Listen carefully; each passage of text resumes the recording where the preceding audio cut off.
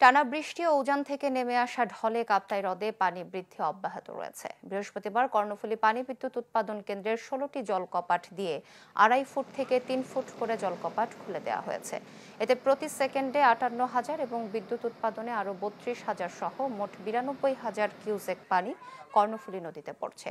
ফলে তীব্র স্রোতের কারণে সকাল থেকে চন্দ্রঘোনা রায়খালী নৌ রুটে ফেরি চলাচল বন্ধ রয়েছে। নদীর দুপাশে যাত্রী পারাপারে চরম দুর্ভোগ দেখা দিয়েছে।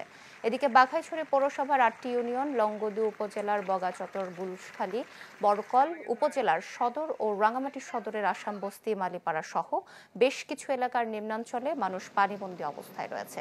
জেলা প্রশাসন থেকে ইতোমধ্যে ২৪৬টি আশ্রয়কেন্দ্র খোলা হয়েছে।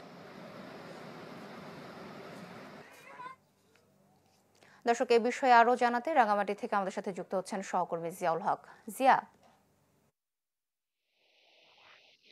সোহেলি, যে গত কয়েকদিন ধরে আসলে পুরো এক সপ্তাহ ধরে যে টানা বর্ষণ হচ্ছে, এছাড়াও যে উজান থেকে নেমে আসে পানি, বিশেষ করে হচ্ছে ভারতের যে লুসাই পাহাড় এবং কর্ণফুলী যে নদী, সেই নদীর পানি আসলে কাপ্তাই হ্রদে যখন যায় তখন এর মধ্যে এই কাপ্তাই হ্রদের পানি একদম টইটুম্বুর হয়ে গেছে। কাপ্তাই হ্রদের যে বাঁধের যে ধারণ ক্ষমতা, যেটি আসলে ১৯৬২ সালে নির্মাণ করা হয়েছিল জলবিদ্যুৎ কেন্দ্রের জন্য, সেটি এই পানি ধারণ ক্ষমতা ১০৯ MSL হলেও ১০৭ বা ১০৮ এর কাছাকাছি হলে বিপদ সীমা ধরা হয়। এরপরে আসলে এই সুইচ গেট গুলো খুলে দেওয়া হয়।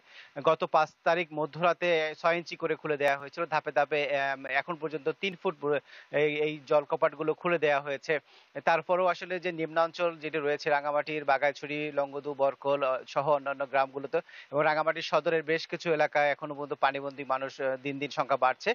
এই দিক দিয়ে রাঙামাটির যে জলবিদ্যুৎ কেন্দ্রের ব্যবস্থাপক যেটি জানিয়েছে, তারা বলছে যে ৩ ফুট করে খুলে দেওয়া হয়েছে। যদি এই ধারা অব্যাহত থাকে তাহলে সেটি আরো বাড়ানো হবে বলে জানিয়েছে। এই পানি ছাড়ার ফলে রাঙামাটির চন্দ্রকোনা এবং রায়খালীর যে ফেরি চলাচল, সেটি আসলে বন্ধ রয়েছে স্রোতের কারণে। এই দুই পারে যান চলাচল একদমই বন্ধ। সেই দুই পারের তীব্র যানজটও তৈরি হয়েছে। রাঙামাটির সাথে যে বান্দরবনের যোগাযোগ, সেটি বন্ধ রয়েছে এই মুহূর্তে। এই রাঙামাটির যে আশ্রয়কেন্দ্রগুলো খোলার কথা জানিয়েছে রাঙামাটি অতিরিক্ত জেলা প্রশাসক। এখন পর্যন্ত ১৮২টি পরিবার আশ্রয়কেন্দ্রে অবস্থান রয়েছে। তাদের জন্য শুকনো খাবার সহ চালের বিতরণের ব্যবস্থা জেলা প্রশাসন করা হয়েছে। যারা আশ্রয়কেন্দ্রে অবস্থান করবে তাদের জন্য খাবারের সহ অন্যান্য ব্যবস্থাগুলো জেলা প্রশাসনের পক্ষ থেকে নেয়ার কথা জানিয়েছে আমাদের অতিরিক্ত জেলা প্রশাসক রুহুল আমিন। সোহেলি, এ ছিল রাঙামাটি থেকে আমার কাছে সবশেষ। জিয়া, ধন্যবাদ আপনাকে। দর্শক, উজান থেকে নেমে আসা ঢলে পানি বৃদ্ধি হয়েছে কাপ্তাই লেকে এবং সেই জন্য জলকপাট খুলে দেওয়া হয়েছে। সে বিষয়গুলো নিয়ে বিস্তারিত জানাচ্ছিলেন সহকর্মী জিয়াউল হক।